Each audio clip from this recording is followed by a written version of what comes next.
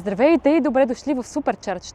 Днес ще разгледаме една много интересна кола, а именно Opel Corsa E с 52 кВт батерия, 136 конски сили и цвят червен. Останете с нас до края на видеото, за да разгледаме заедно екстериора, интериора, екстрите на колата и дали е по-удобна от другите коли, които досега съм карала аз.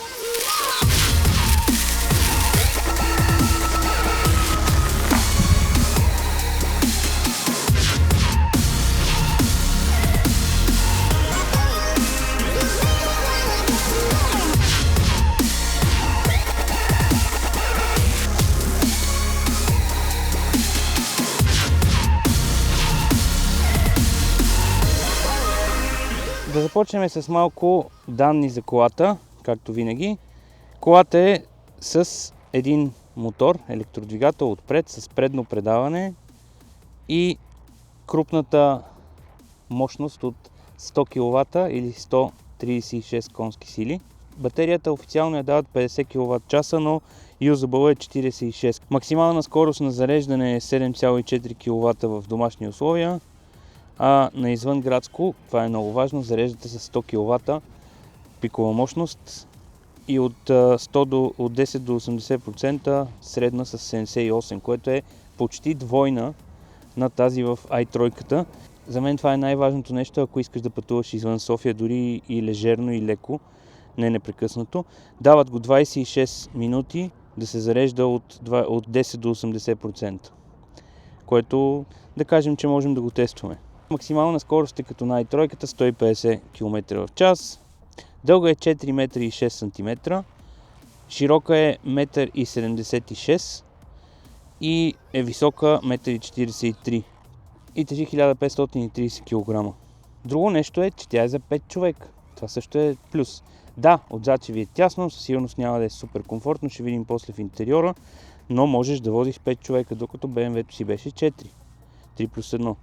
Разбира се, има и термопомпа. Жестоко. Това е много важно. Да поговорим малко за външния вид на колата. Както виждате, цветът е много красив. Поне на мен лично много ми допада тази комбинация. Ако виждате отгоре, покрива е черен, а останалата кола е в този изключително наситен червен цвят. Има много приятни форми. Решетките отпред, фаровете, всичките неща, които са на предницата, са направени така, че да изглеждат агресивно. Тази яка линия в средата на капака също много добре довършва цялата работа отпред.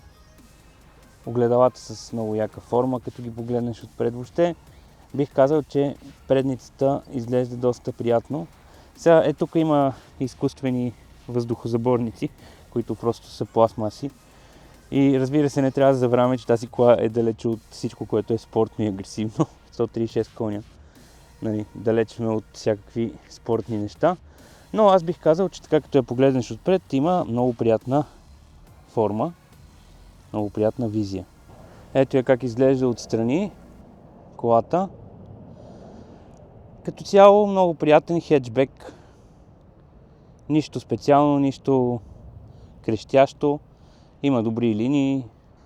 Отзад ето това, което виждате тук като спойлерче. Според мен седи доста по-добре, отколкото ако беше директно да се снижава назад. Довършва цялата първо аеродинамика и второ визия. Това, че горната част на вратите е тук, всичко е черно, според мен седи много готино и определено ми допада. Тази е на 16 и е с обикновени джанти, т.е. с тасове. Със сигурност с едни 17 с хубава алуминиева джанта ще седи много по-приятно. Но и така не е никакво лошо. Това все пак е градска кола, да не забравяме. И най-вероятно ще я кара жена, така че също няма голямо значение за нея това нещо. Дайте да видим отзад, защото на мен лично най-много ми допада тази част на колата. Вижте как изглежда отзад. Тази кола е 21 година, съответно вече е на 4 години. Ето я точно отзад. Голяма емблема на Opel, която ти е и дръжката. Хубави стопове, хубави линии. Определено много ми допада колата, наистина. На външен вид бих казал, че изглежда много по-добре от i3. Не мога да си скрива душата, наистина. Изключваме, пак, че не е BMW.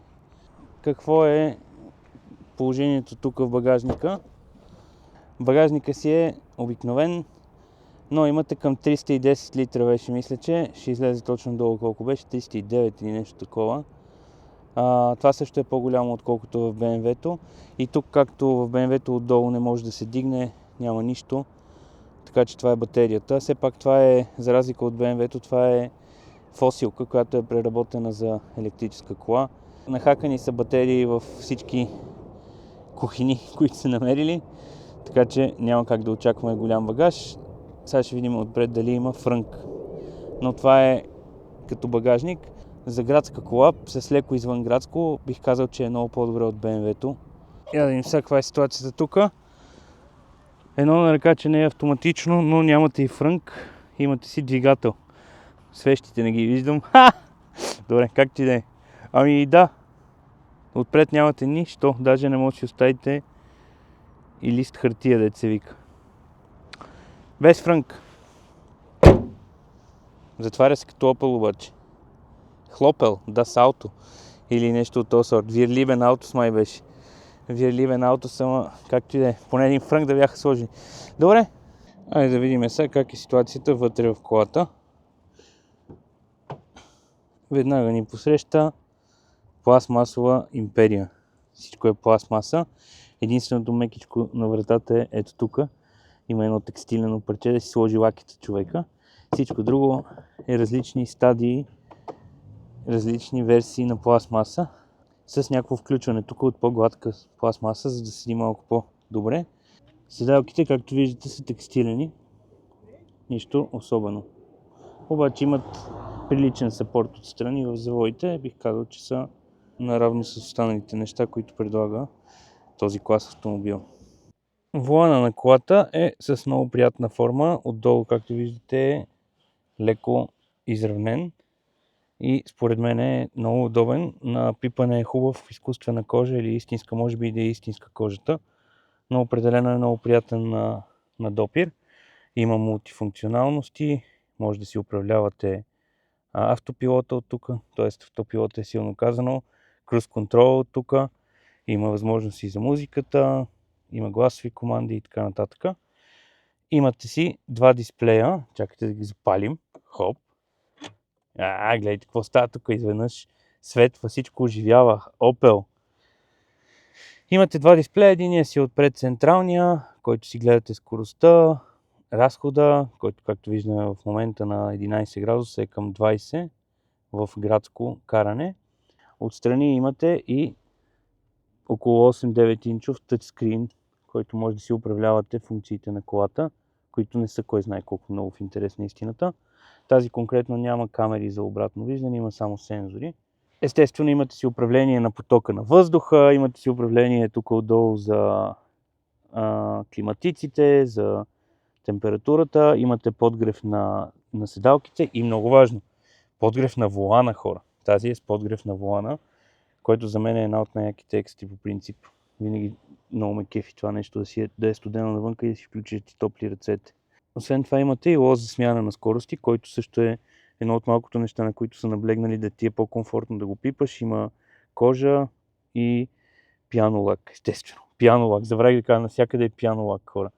Пианолак с някакви елементи и включвания по таблото и пластмаската. Тук е малко по-добре в интерес на истината от вратата. Бих казал, тази е най-приятната на пипане в цялата кола. Имате старт бутон, да не забравяме. Не може кола без старт бутон, просто не върви. Имате опция за да изключите паркинга да не ви пищи. И имате опция да изключите и поддържането на лентата, което държи, за да не излезете от нея, както е по закон. След 20-та, мисля, че година го приеха това. Вече колите трябва да могат да държат лентата сами. И тази го може. Съответно и тъчскрина е доста приятен. Между другото, тъчскрина работи прилично. Сега това, което ще ви покажа, само секунда. Има Apple CarPlay, но е с кабел. Ето тук затова виждате този кабел, който виси. CarPlay със сигурност е по-добре да е безжичен. Тоест, сега сравнявайки пак с BMW-то, там плюс беше, че беше безжичен CarPlay, обаче минус беше, че тъчскрина не е тъчскрина, ми си беше скрин и трябваше да въртиш тук една джвъчка напред-назад, за да можеш да си управляваш навигациите и всичко останало. Тук си е тъчскрин, което е жестоко и е доста приятен като responsiveness. Реагира бързо и смятам, че е много приятен тъчскрин, между другото. Имате си огромна жабка. Чакайте да ви покажа. Тук има 50 литра, без да преувеличавам, огромна жабката е. Има и допълнителни неща да си събирате отдолу. Имате си жичен CarPlay и съответно Waze и всичко останало. Така че бих казал, че това е много добро. Ето Better Route Planner. Може да си го ползвате, само че съответно тук не сме го включили като премиум, защото бях го включил само за i3, като я карах по-дълго време. Имате си поставки за чаши, имате и възможност да смените Drive мода. Има 3 мода на каране: Eco, Power и Normal. Аз карам на Normal. Имате и от тук да си свалите ръчната спирачка. Я да видим отзад каква е ситуацията сега. Това е както седях току-що отпред. Чакайте да видим. Ами, ето как се побирам. Реално погледнато, като изключиме, че нямаш много място напред с краката. Тук за коленете със сигурност даже аз сядам. Сега за 3 човека до мене малко ще е тегаво, но със сигурност ако са 3, примерно жена и 2 деца или жена и дете и друга жена, може би ще могат да се съберат така. Но сега в момента не мога да кажа, че ми е некомфортно. И нагоре има място, както виждате, не е тясно в височина. Като цяло интериор е функционален и според мен става както за градско каране, така и за леко извън градско, защото е достатъчно комфортно. А сега Роси ще ви покаже как се кара в града. Потегляме из центъра. Ще се повозим малко. Как ти се струва, като я сравняваш, вече я караш известно време, как ти се струва сравнена с i3 на BMW? Много по-комфортна е като големина. Някакси много по-просторна е. Интересно. Сега, между другото, като го кажеш, май наистина е по-широка между нас има повече място. Воланът е много мек, много чувствителен. Много ми харесва това. Колата е много маневрена. Да, тя между другото е доста по-маневрена от i3. Да. А като комфорт имам предвид като как минава през дупките и така нататък, как ти се струва? Ами аз много я пазя. Ма има по-мека возия от i3. По-мека возия, със сигурност, да. И като я сравниш с Теслата, ти ми беше казала, че е просто много повече като кола, а не като нещо ново. Не? Да. Той сравнено с i3 е по същия начин. Усещаш си я по-близка до старите коли? Да, тя си е като лека кола. Което аз много повече го харесвам този вариант. Поред тебе как ти се струва сега като шофиране, като такова, по-директна ли я усещаш или по-малко директно? По-малко директно. Малко се лашка, нали? Да, лашка се малко. Има го, това не е толкова твърде, колкото е и тройката, а пък да не говорим за Теслата, колко е директно. Има един минус, т.е. той може би е при всички коли. При всички автоматици? Да, че като пуснеш спирачката, тя тръгва веднага, а тази тръгва доста бързо. Права си, да, в това, защото тази кола няма One Pedal Driving. В общи линии има някакви преимущества, според мен, пред другите коли. И ние затова решихме да я вземем, за да покара Роси и да види как е харесвали. А и в крайна сметка е поне 10 000 лева надолу от цена от тези, които са BMW-та. Mm-hmm. А BMW-то има по-малка батерия. BMW-то е с 38 кВт батерия. И зарежда много по-бавно. Скоростта на зареждане тук също е доста. При BMW-то максималната възможност е 46 кВт. Даже аз никога не съм виждал, май 47-8 съм виждал веднъж. По принцип дават 50. Тук ако дават 100, трябва да го тестваме между другото на бързо зареждане, още не сме го зареждали. Според мен от всички коли, които сме карали до сега, говоря за градски малки коли. Тази е най-доброто, което човек може да си купи. BMW-то с най-голямата батерия ще ви излезе минимум 40 000 лева. Сега, зависи, нали, ако е на 200 000 км, може да и по-малко, но говорим за еднакви километри, на които е изминала колата. В крайна сметка 10 000 си сериозна разлика. Определено. Едни гради напред може да си с 10 000 лева. Ужас. Сега е време да се сменим с Васко и да видите как се държи колата на извънградско. Да видим как се кара Opel Corsa E с 136 коня. В момента сме с нашите кръстниците на Анастасия всъщност. Ясен и Лили. Здравейте. Отиваме си към нашето любимо място горе в Сапарева баня и реших да направим този сегмент. И катерушката иска да. Ще видим дали стигна до катерушката. Между другото, като излезахме от София и светна малко слънце. Като поведение в завоите за сигурност няма да усещате спортен дух. Комфортно. Комфортно ли? Как ви усещате? В топка го усещам. Значи това, което мога да кажа, че много комфортно вози, меко вози за топ клас автомобил. Да. Меко се усеща всичко. Абсолютно. Поема дупки, поема неравности. Тя е на 60 000 км, даже не е много, нали, да кажеш, че е прекалено старо окачване или нещо такова. Друго интересно е, че е доста широк. Да. Сигурно е по-широка от тази тройката, защото двамата сме седнали с Ясен и имаме доста луфт между нас. Повече от на 5. Да. Но честно казано сега, ако питате дали е некомфортно за каране на завой, в никакъв случай. Съвсем нормално си завива. Нали, много по-малко директно, но това си очаква. Нали, тук нямаш някакви твърди окачвания и такива неща. Колата си е комфортен автомобил. Ще видим на далечни пътувания, със сигурност ще направим някое с нея, поне до Разград или някъде по-надолу из България, за да видим как е вече на дълъг път, като тръгнеш с нея, но за момента, или до Гърция може да отида всъщност, за момента тук от каране в планината, да, няма да се забавлявате с нея със сигурност, но ще ви свърши работа да ви вози. Това е заключението като цяло за извънградското в планина. Не мога да кажа, че е пъргава в никакъв случай, но ако ти трябва да задминеш автобус или някоя по-бавна кола... В никакъв случай не е спъната. Да, не е спъната, въпреки че вече съм забрал какво е да имаш 136 коня. Отдавна не съм карал кола. Даже BMW-то беше 180 и нещо, тя, нали, 170 и не знам колко беше. И там се усещаше значително по-пъргава, нали. Добре, сега ще видим как е тогава на магистралата и как се зарежда. Ето ни на магистралата с 120 км в час.